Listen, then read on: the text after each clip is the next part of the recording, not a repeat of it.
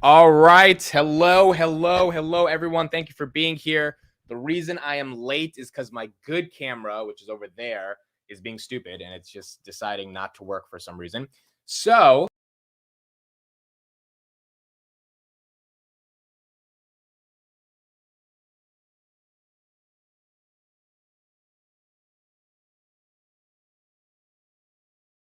there we go. So now we're here on this camera. That's all right. We'll still be using this camera. I'll figure out how to fix that camera by the time we have earnings today. Palantir earnings, we have them today. They are going to happen today at 5 p.m. That will at least be the call. And at 3 p.m., we are going to get numbers for earnings. So it's going to be really, really excited. We have a big day today. Today is the real Super Bowl, I would argue. By the way, yesterday's game, what a game that was. That call at the end, not the best call if anyone's interested in Super Bowl, but it seemed like the Chiefs were going to win anyway. It was a good game. I saw a little bit of it at the end. But nonetheless, today's the time for the real Super Bowl. Let's go through the chat. Cameron, John, Gabe, Eeyore, Paul, DRK, Philip, Joseph, Vincent, Juan, everyone. Thank you all for being here. Ray, thank you for being here. Zocold, what's up? What's up? The entire crew, Troy Moore, Glitch Life, everyone is here. Turk, I'll be watching. Good. I'll set up the preview for the stream starting at 5 p.m. And it's going to be exciting. Now, I'm going to do a video a little bit later today talking about what I expect from earnings as I open up the market. By the way, stock futures are up. The market is up this morning.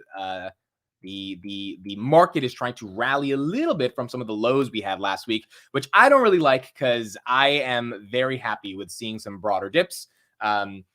Would not be bad to me. Tesla down 1.1% at 194. Tesla had 213 yesterday. So Tesla down quite significantly from last week. But obviously that rally was also just the entire market rallying. And a lot of the market has fallen off, with Tesla.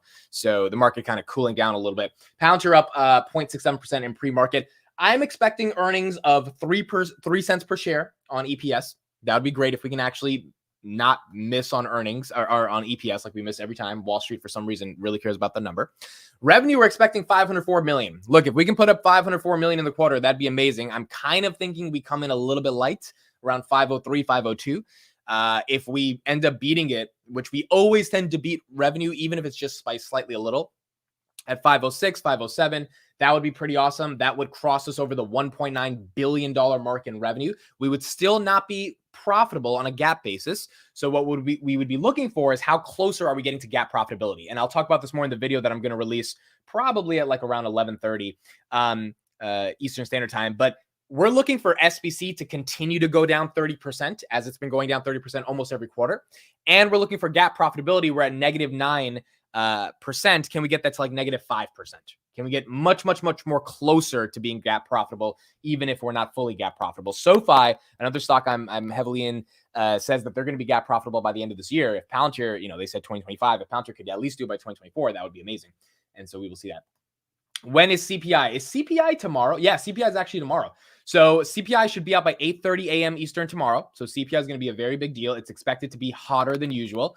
So the ideal scenario is Palantir tanks on earnings today. We get to the $7 range. CPI comes in hotter than expected. We get down to the $630, $640 range. That's when I will start buying again. That's when I will be very happy to start buying again. I have not bought Palantir since 727. So honestly, I'm not interested in buying it at 750. Not interested in it. I definitely wasn't interested in buying it at $9.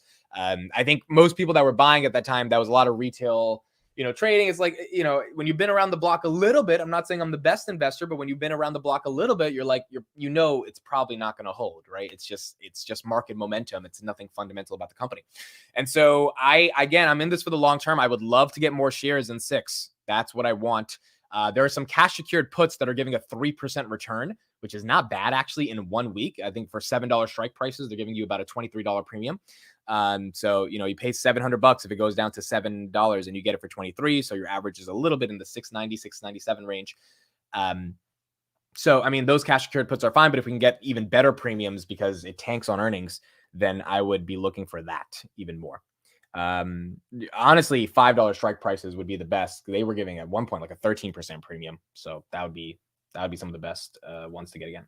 Isn't your average 20? Average is about 16. But I even though my average is high, I feel like so if I buy under 10, it really doesn't matter. But I would like to get it in the 6s again, especially if I think we can get there. Ahad, what's up? Blake Anderson, Tesla going to the moon this week. Let's see. Let's see if Tesla can go there. Martin, hello. I'm long, but I have some $7 puts just to weather the earnings. I'd love to cash in on those and load up again at 6 or 7. Yep.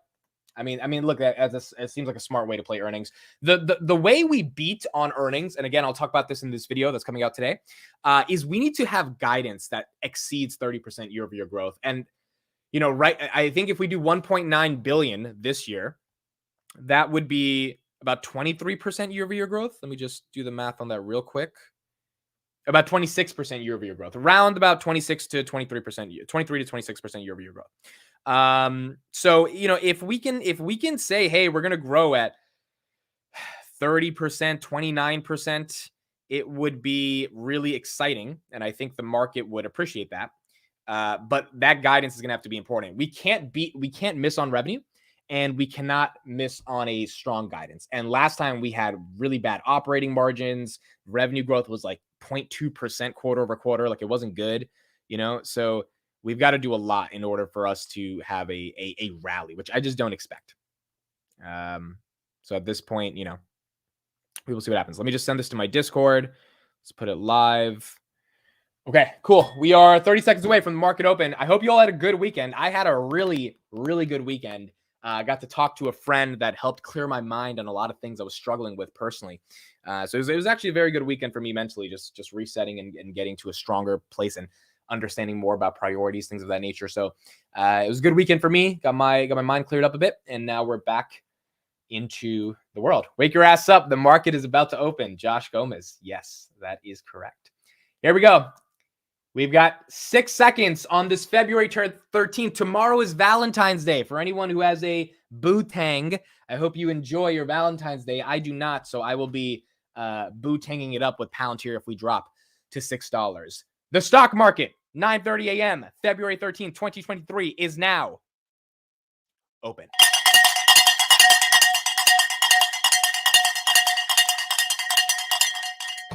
Wake your ass up. The stock market is now open. S&P up 0.9% at $408. Google, the stock that everyone thinks is just going to get destroyed because Microsoft is taking their lunch. I think all of those people are incorrect. Even if Google declines more, they are fundamentally incorrect on this thesis. $94.90, up about 0.04%. I am long Google. I would like to make this a $5,000 position. Currently, it's a $1,000 position, just as a hedge to a lot of the growth that I have. You know, I think 5K in a quality company that I really don't think is going anywhere would be nice. So let's see what happens to Google. Uber at 34.40, not giving up all of its gains from last week. AMD at 81.85, Nvidia 215. So semis are up, which means stocks. The ETF that's triple leveraged against semis is down because Nvidia and AMD are up. Taiwan semis down just a little, relatively flat. Tesla 1.68%, nothing too crazy from there. You got SoFi Technologies at 670. SoFi, keep dropping, please. I don't know if I said this publicly, but I was not buying that $7 or $8. Like, it didn't make any sense to me. It was market momentum the past 2 weeks. It was nothing fundamental about SoFi. Their earnings were good, but they did not justify another $3-4 billion of market cap. No way. So, I mean, it's just pretty obvious that SoFi was going to come back down. Let's get SoFi down to the $5 range. Again, I want the lower prices. I do not want to be buying at these high prices in 2023. 2023 to me is another accumulation year. 2024, 2025, we'll think more. But 2023, after we saw what happened in 2022, let's get Enphase down to 200. Let's get these stocks down. There's no reason to be paying high premiums on these companies. Apple at 151, ARK at $39, Spotify continuing to rally 125. It has not let go of its earnings rally from last week. So Spotify is up. Snapchat at $10.92. NASDAQ 11,766. Going well below 12,000. Wow, Netflix, $347. Netflix was at $360 for a while. Netflix down at $347. I did watch You, season 4. It was a couple of episodes, and I liked it.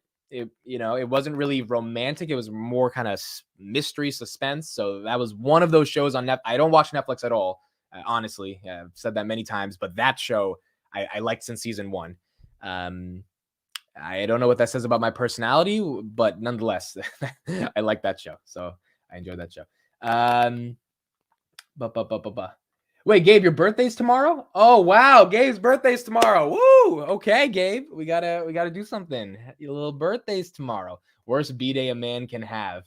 Well, if the market tanks, then your B-day is gonna be better, right?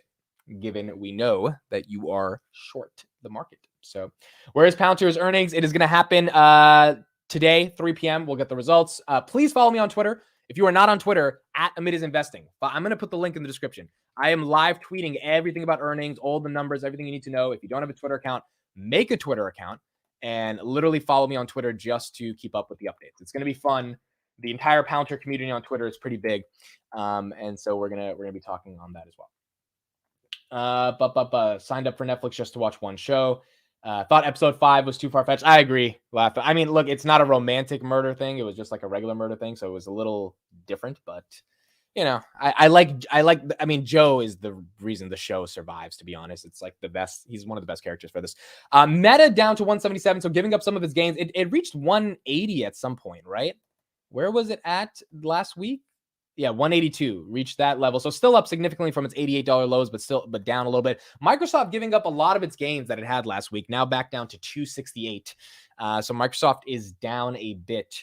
It was at 270 something, rallying and on, the ChatGPT news. Look, I've used ChatGPT over the past week here and there. I have not used it more than Google just because I don't need it as much as Google.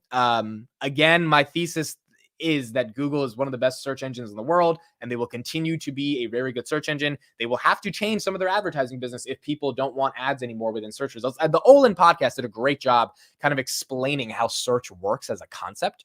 So I'd encourage everyone to watch that. And, the overarching thesis was that search is incredibly complicated, and most websites die, D-I-E, die, unless they get traffic from Google. I mean, that's just the harsh reality of the world. People do not go to the New York Times unless they get an article from Google. Now, that's a bad example because the New York Times is a very established brand. But let's say you're a smaller brand like The Verge, but that gets 20 million hits a month and they do a lot of tech articles. They're not getting that much traffic unless it's for these bigger platforms like Twitter and Google driving people to their websites. I mean, it's just like they don't have that big of a fan base for people to type in theverge.com. And so if they don't get Google to give them traffic, they're screwed. And if Google doesn't show search results because they're showing these generic chat box answers, traffic to publishers is screwed. And so I think that's an existential problem that people are going to, that these search companies are going to have to figure out how to deal with. And if they do figure out how to deal with them, then maybe there will be a better chance to actually reward publishers. No live stream today. We will be live streaming today, 5 p.m. 5 p.m. we'll have earnings. We will have earnings 5 p.m. I'll book us a table at Chili's for 301 people. Happy birthday, bud. That would be awesome if all 301 of us just like met up one day. That would be like just so cool.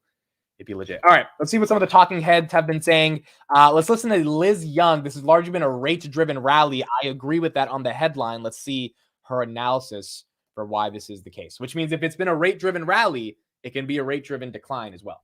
It's investors bracing for the CPI inflation data tomorrow. Joining us right now for that is Liz Young, head of investment strategy at SoFi. Good morning to you. What is your expectation and what are you doing about it, or what would you suggest investors do about it beforehand or after? Well, look, we started the year with this huge burst of risk-on activity. And if you look at just the patterns that have happened since January 1st, the top 3 sectors in the S&P are those really growthy ones: consumer discretionary, tech, and communications. So largely, this has been a rate-driven rally, and it's been a rally based on the idea that, yes, inflation is coming down. It's coming down relatively smoothly, but I think it also assumes that it's going to keep coming down at that rate. And I think there's also this sort of underlying assumption that Jerome Powell declared victory on inflation in some ways in the last press conference and in some of his comments afterwards.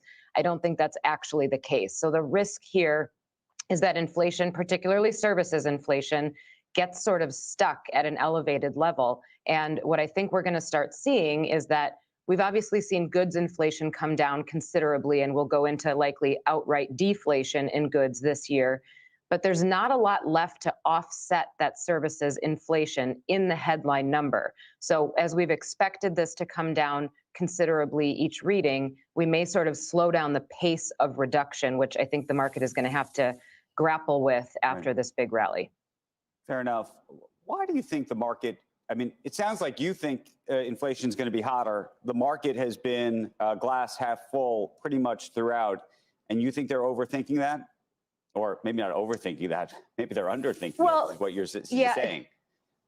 I mean, there's optimism in the market, right? And you have to respect the tape. I think there's been a lot of people on the network saying that of late. I've been definitely on the more cautious side, simply for the reason that there's a lot of indicators still that are pointing us towards there being risk to the downside on valuations. And the idea that, yes, the hiking cycle is maturing and we're probably getting closer to the end, it's not over yet. And the market rarely bottoms before we've kind of completed that scenario. So I would still urge investors to look at valuations and be cautious going into maybe the end of this cycle, especially because I think the end of it is going to be quite prolonged and it may last a lot longer through all of 2023 than any of us expected. So you have to be careful with declaring victory and assuming that we're entering a new bull. She's speaking facts right now. I mean, she's basically saying we cannot act as if this thing is over just because some stocks went up a little bit over the past couple of weeks, given the Fed became a little bit more dovish. I mean, she's completely correct on this. Bull market. New bull markets don't typically start around 18 times forward earnings. How do you think about cash these days, or just buying the 2-year? I mean, does that seem like a better bet than just about anything else right now? I mean, it's sort of a boring thing to say, but yes, I do think that that's a good place to be, especially if you're going to be on the treasury curve. I would stop short of saying this is a good time to just buy bonds broadly. You have to look at the difference between treasury bonds and corporate bonds. I think.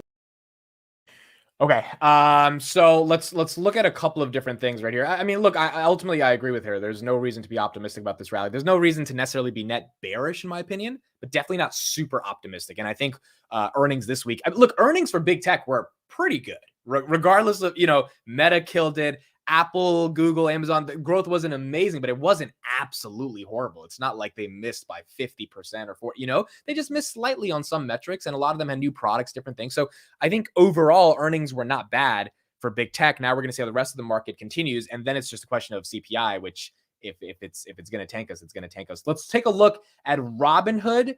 Palantir questions. These are the top questions asked by shareholders. I'll probably do another video on this a little bit later, or I might just put it in that overall earnings expectations video that'll come out in about an hour. Here we go. Abraham T says, when is Palantir going to become profitable? 1.3K votes. Timothy D says, how is this company not profitable given the amount of governmental contracts? 868 votes. Justin L, when will it take for Palantir to finally return a profit to its long-term investors? 749 votes. So the top 3 questions all have thousands of upvotes based upon profitability. Then we have some questions about ChatGPT. We have some questions about what seems to be holding Palantir back. That's an interesting question. It seems like they've not cared about any press release that has come out over the past month. Is Palantir any closer to getting government contracts finalized? When will Palantir focus on shareholders? Yeah, see, I like this feature in Robinhood. The problem is you have these people that ask questions that are just so, you kind of remember why analysts ask questions versus retail trader, because at least analysts, even though they ask dumb questions, they're not as dumb as like, what's holding you guys back? That's a moronic question, quite frankly. So, I mean, look, I would like to see them talk about profitability. They've already talked about it in the context of 2025. They will be profitable, which is hopefully something they're sandbagging. But, a lot of people asking these questions about profitability should be asking a much more important question, which is how can we increase the rate of commercial growth internationally? And that's, to me, the actual question that matters when it comes to Palantir earnings. Commercial growth in the United States, Alex Karp has been saying, has been pretty good. And, he says things like it's growing like a weed. We'll hopefully see that in Q4. And I mean, for him to say that so publicly multiple times, not just one time, at least to me signals as a shareholder, he's giving us a warning that Q4 earnings are going to be pretty good, at least on this metric. International growth is where I think the real growth is going to come from a commercial and governmental side. And I think that's the question we all should care about. Profitability, if they had not had SBC, they would have made $430 million of profit in 2021. I mean, as Karp said, that's a hell of a lemonade stand, right? To make $430 million of profit. And so it's not GAAP profitable yet because you have these external concerns. As those decline, profitability will come. That's not what I'm concerned about. What I'm concerned about is having the growth to sustain stronger levels of net income as a result of increased revenue growth, because the fundamentals of the business are growing. I don't care about the profitability of the business yet because I'm not in it for the profitability right now. If they were profitable right now, the share price would be higher and I wouldn't be able to accumulate right now. So, my goal is not profitability. My goal is can we see a pathway to 30-40% year-over-year growth? Can we see really fundamental new products that are changing the course of how how technology is being enabled, especially given these AI changes? And will I be able to reasonably assume, oh, they'll get profitable because the way the business is going? Just like with Tesla, right? Oh, Tesla's going to be fine given the way the world is going. And you stuck through all those years listening to those earning calls very intently, knowing, I see exactly what they're doing. I'm going to take a bet this way. Same thing with Palantir. We just have to see if it happens. Chris, thank you for being here. Love the shirt. I had to wear the nice little shirt for Palantir earnings today. I would disagree. Earnings were not bad because expectations were lowered so much. Well, regardless, that doesn't matter, right? If expectations were lowered, then the market just cares about the algorithm in comparison to the expectation. And so if the that's kind of the concept of under promising, over delivering, right? So Palantir says, hey, we're not going to be profitable until 2025. If they end up being profitable by the end of this year, I mean, that would be a hell of a boost to just how the market has sentiment around them.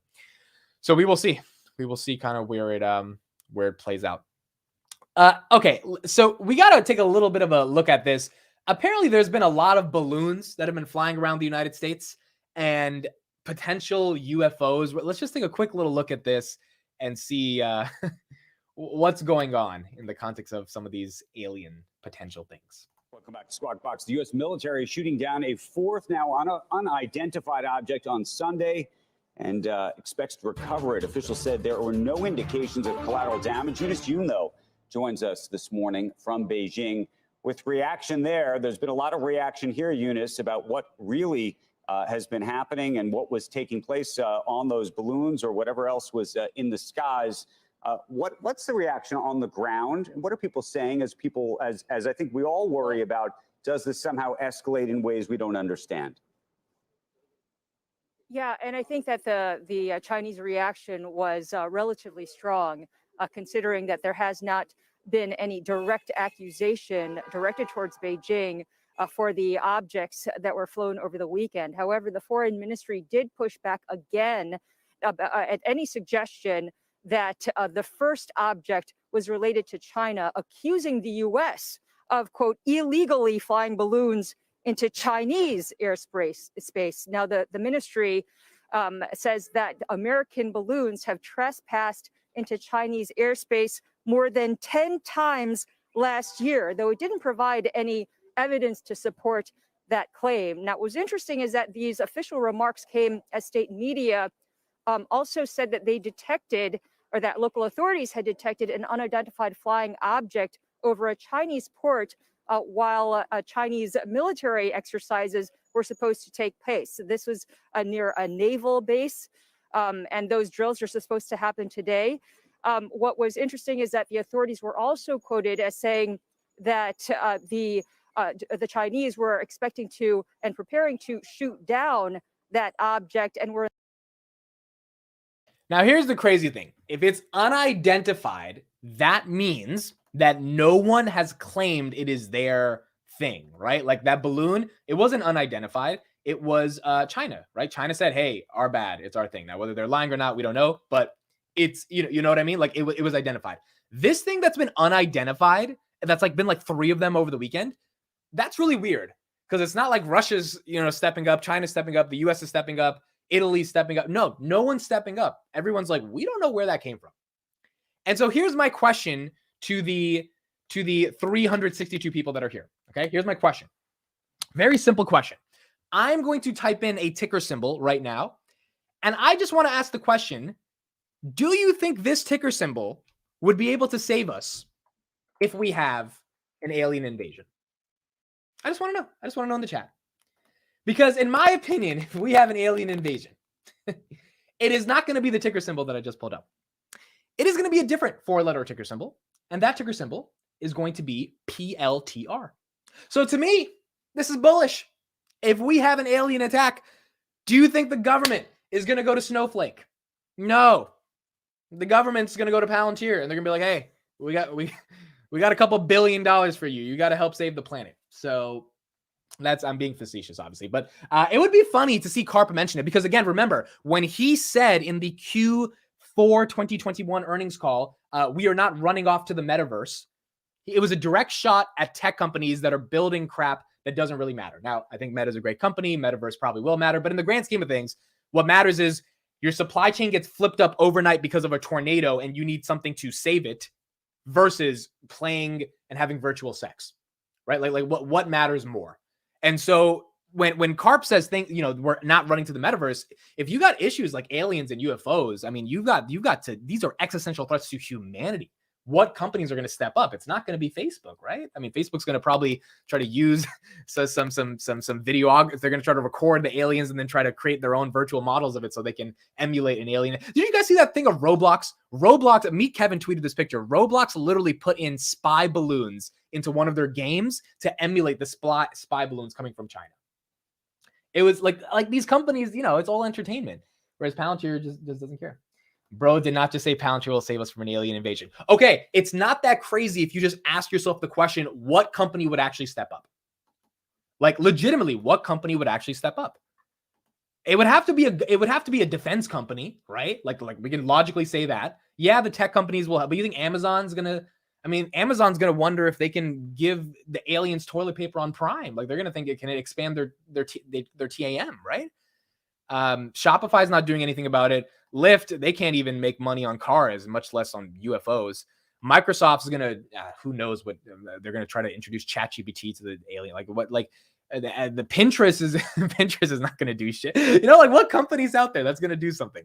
Spotify is gonna make a podcast about it and then not show user-generated content in the feed. They're just gonna show this overly produced premium bullshit that no one wants to listen to. You know what I mean? So I think Palantir is the only company that would actually figure it out. Just my opinion. Chris says virtual sex is way more important. Look, at some points of life, maybe, but not for the long term. This dude thinks Palantir is going to give aliens a computer monitor. Oh boy. If you haven't already, what's your thoughts as models as a commodity? What ChatGPT might mean for enterprise SaaS and what Palantir's ontologies matter? Well, CodeStrap. This is a great point, Chris. CodeStrap made a point about this. He did a video reacting to the Olin podcast. Models as a commodity are like Bard AI, ChatGPT, all of these other AI startups that are basically using ChatGPT's API. They're a commodity. None of this stuff actually matters.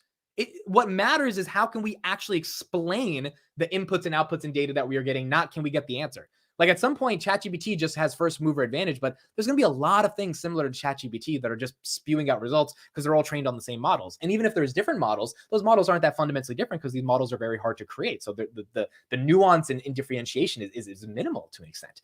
So what matters is the ontology. What matters is the actual explanation of the data that can give you a better insight to then make a decision, not the data itself. That's the entire thesis for Palantir. And either we're going to be right on this or wrong on this. But if we're right on this, it's going to be big. That's what it is. If we're wrong on this, then if there's the opportunity cost of not investing in, I don't know, what other company. But if we're right, we're right. And Palantir also agrees. Let's play a little 15-second clip from their Twitter showcasing why they think the ontology is the most important. Ontology. The beautiful thing about the ontology, your ontology, set that ontology up. Here's the ontology that we built, this category of the ontology. We're now merging them into a global corporate level ontology. Obviously, we've got the ontology. Every business in this room needs the ontology to meet its moment today. It's the ontology. Williams comment, kidding yourself if you think you're going to get that 727 price. They moved the analyst call to after hours for a reason. Okay, so let's talk about this. Do we think Palantir finally moved the after hours call to the shareholder call to after hours because they think they're going to do well on earnings? By the way, the stock is up at 1.33%. I want to actually ask you guys that question because let's say Williams correct about this, okay? Let's say Williams correct about this. Let's look at the options right now for Palantir. So let's say we want to sell a cash secured put expiring February 17th in 4 days. The premium we would get for $7 strike is $20 right now. So if we think that Palantir will not get to $7 within 4 days, we will have to buy our shares. We will get a $20 premium and we will get to keep that collateral at the end of the 4 days on February 17th. If we are incorrect and Palantir gets to 7 or below, we will have to buy 100 shares at $7, keep a $20 premium. So the average cost will be just a little, but the overall return is like 3% in a week. It's not the worst deal. It's not the worst deal, in my opinion. I love how you guys think about the call being moved to after hours. See, Harshit, this is a different perspective. This is what I like. Harshit's like, maybe after hours doesn't mean shit, right? And some people think it does. If you think it matters and you think that after hours thing is the bullish indicator and you get a $7 cash secured put, you get 21 bucks on premium and, you don't have to worry too much. I was thinking of buying it, but I also think the market just tends to tank this one. I can also tell, the market just tends to tank Palantir. And revenue, we're going to have to get at least 504 million to maintain expectations. Do we get to 510? I don't know. 515? That would be a lot. I don't know if we get there. Maybe Karp realizes he's a shitty CEO and will resign today. Yeah, see, Chris, I just disagree with you. I do not think that he's a shitty CEO. I think he's been talking so publicly about this commercial growth because they are going to have some really awesome numbers on that. Look, I don't think they're going to miss revenue. I mean, the way he's been talking on these calls, he's done like 17 interviews in the past 3 weeks. I just don't think you become that cocky if your numbers suck, right? Like no one wants to be that cocky if their numbers suck. And he sounds pretty cocky. Let's just say that. So I work for Palantir and I know why. We got an insider here. I think the streets want to see gap profitability and that's why selling it down all the time. Yeah. And that's just not going to happen for a while. It will take 5 training days to digest whatever Palantir says tonight. Yeah, that's true. So if Karp talks about the aliens, it'll actually be interesting because remember when the nuclear war debate was high with Russia, he talked about nuclear war to start the earnings. I mean, he said, "Hey, that's a possibility. It could happen." But we will see if he brings up anything timely from that. At what time will earnings drop? Earnings are going to be at 3 p.m. and then 5 p.m. the call. So I'll be online at like 4:30. Chris, I think, will be with me at 4:30, hopefully. So if that's the case, me and Chris will be running earnings today and we'll be discussing it. Look at Tesla down below 190. Wow. So Tesla's down 3% on the day. Tesla's getting hit. I don't necessarily know why. The market in general is not getting hit that badly. Microsoft is up. Palantir is up. Robinhood is up. So Tesla is getting hit. The Super Bowl commercials yesterday, I know Tesla didn't buy a commercial, but I think some other car companies bought a commercial basically shitting on FSD. If I'm incorrect, please let me know. Which is actually great marketing for Tesla, right? Because now people want to know if a car can drive itself. But it's not responding too well to the Super Bowl or earnings. I didn't get to watch too much of the Super Bowl. I watched like the last 2 minutes. I really didn't care too much about it. I went to Pennsylvania the entire weekend, so I came home a little bit later last night, like 5 p.m., and I was just completely knocked out. But some of the commercials were good. It wasn't insane, but it wasn't any commercials that was like super, super exciting as they were last year.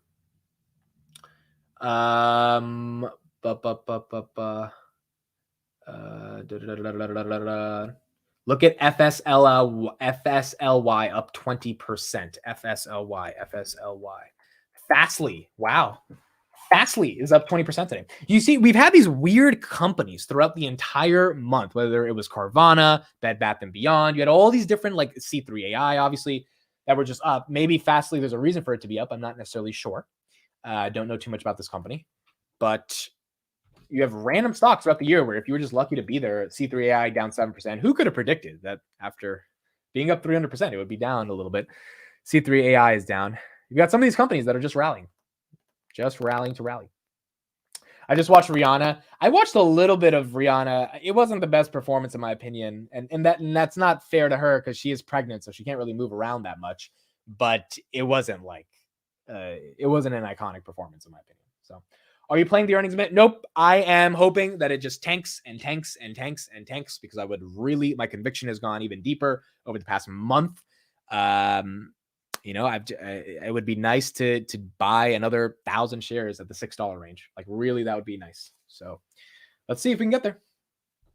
Any advice for someone trying to start a business while keeping a restaurant job to keep the flow of income? It's hard. It's very, very hard. I experienced this over 2021 and 2022 as I was starting my startup. I had a full-time job. That job, though, was a lot easier than most jobs. It was definitely a bit easier than a restaurant job because it was in an environment I was familiar with. I was a debate coach, so I never had that much stress at work. But nonetheless, it's about time management. That's it. You got to have the grit to just say, all right, I'm going to do my work. And then at my work, I'm going to try to be as productive as I can on my side stuff, whether that's listening to a podcast or like kind of checking your phone here and there to do some of the stuff. Sometimes you can't do that. Maybe a restaurant job is very demanding and you can't do that. And if that's the case, you get home and as tired as you are, you fight those feelings and you do work. And that's it. I mean, I felt that when I was starting YouTube. I would get home at 11 p.m. because my job is 60 miles away. So that was one of the downsides to that job. Even though it was a more comfortable job, it was freaking 60 miles away. So I had to drive for an hour every day back and forth. But when I got home, it was 11 p.m., loaded up the camera, started talking about Palantir 3 times a day for a good, couple months. And, eventually got a little bit of buzz. So I think it's just fighting off those feelings of tiredness and just keep moving. That's it. Because, you're going to be able to sleep when you die for a very long time. So at some level, you got to kind of fight the feeling of sleeping when you're alive. And I'm struggling with this every day. I don't like sleeping. I sleep is productive and then you move on. But I don't like the concept of sleeping because there's shit to get done. That's it. Palantir Weekly for earnings tonight. Well, Palantir Weekly will definitely happen this Friday. We might have to do it on Thursday, to be honest, because Friday I'm going to Boston. So we'll see. But I will be streaming tonight. So I'll be streaming. We'll talk about it. I drive 20 miles to work and it takes 1 hour and 30 minutes. Secco, where do you live, bro? Hour 30 minutes, my guy? That's insane. That's insane. You must have traffic. Are you in LA or something? That's a lot of traffic. Your brain gets a lot of work done during sleep. I agree. So I'm not saying sleep is unproductive. Amid sleeps with one eye open because sleep is no, I don't think sleep is unproductive. That's not my point. Sleep is absolutely productive. You need to sleep. You got to get your 6-7 hours, but it's just when you're awake, it's time to work. And it's hard because sometimes when you're tired after a job, you just want to go to bed, but it's just not easy to go to bed, because there's so much stuff you have to do. Okay, that's it. That's 9:59. It's 10 a.m. We usually end around 10 a.m. So that's it for me. I'll have a video coming out probably in an hour discussing Palantir earnings. I'll be discussing some of the shareholder questions, discussing some of the qualitative things I'm looking for, quantitative metrics I'm looking for. So please make sure to check that out. It'll be out in an hour. After that, we have earnings at 3 p.m. Follow me on Twitter. I will be live tweeting everything on the earnings. So please make sure you follow us on Twitter at Amid is Investing. And then I'll put that in the description one more time. 5 p.m. is the call. So 4:30, I will be live. 4:30, let's say 4:45, I'll be live. Okay. And we will be discussing some of the slide deck in depth at 4:45, 4:30. And then at 5 p.m., we get into the call. The call will probably be for 30 minutes, let's hope the call is video. We don't get some audio. This is the Q4 2022 recap. So remember, Palantir's Q4 2021 was a really extravagant earnings call. It was, let me just show this real quick on YouTube. It was a beautiful kind of video they did. You see, look at Carp, right? You have the earnings call, all this. I don't think they're doing this again. I wish they would. Like, look at this. I don't think they're doing this. If they did, that'd be awesome. I think it's going to be a little bit more of a boring call. But if they did do that, that would be great. If they're not, whatever, we'll be live streaming it. And then we'll probably be on for another 30, 45 minutes after the call to talk about the earnings. So this is the real Super Bowl.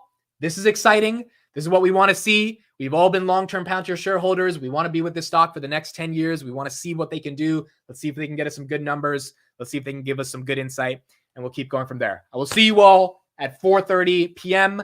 Excited for this. Let's see what we can do. Midwest, thank you for being here. Admit your shirt reminds me of a vintage marble. I love it. Party on. Thank you, everybody, for being here. I'll see you a little bit later in the day. Bye-bye.